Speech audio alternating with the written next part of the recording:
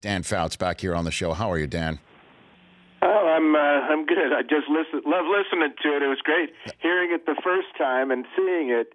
But yeah, Ian was all over it, as he always is, as you know. Well, you were too. You know, I mean, and you did the. You know, you've been there, done that. You just let it all breathe, and then you got in there and told us what you saw, what happened. I mean, did you see that unfolding at all, Dan Fouts? Period. Well, the laterals were perfect, and they were backwards, which is Yes. important, obviously. And normally, what we see in those cases where after the second lateral, the next one hits the ground or hits an offensive lineman, and the game's over.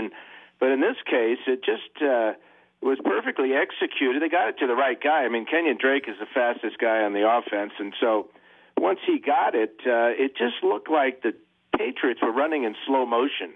And I know, that's weird things happen in Miami, and that field was kind of mushy and everything, but it certainly wasn't mushy for Kenyon Drake. Yeah, and where do you stand on the subject of Gronk had no business being out there, Dan? I don't think he should have been out there because there's no way Tannehill could have reached the end zone with a pass. You take out, I think it was Devin McCourty, who's one of their best tacklers in space. And Gronk was out there for one reason, is to knock a pass down, not to make a tackle. Well, it's the longest pass play or any play to end a game in the Super Bowl era with no time left. I mean, that's never happened before. So I will ask you this: prior to this, what was the greatest, most shocking thing you had seen to end a game on the field, playing or broadcasting, Dan? Well, Kansas City against Dallas, I think it was last year, hit Tyreek Hill. I think it was at the end of the first half, and they executed, that play like it was a punt return, and he got into the end zone.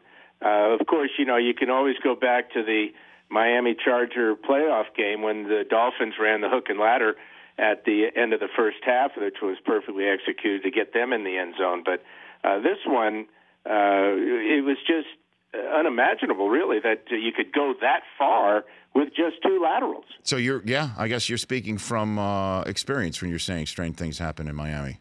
Oh, Dan? Well, they have. I know that, and especially to the Patriots. I mean, when's the last time you saw Tom Brady make a mental error at the end of the first half and taking that sack without any timeouts to kill the clock after it? So that's just plain weird. The Rich Eisen Show, weekdays at noon Eastern on Audience.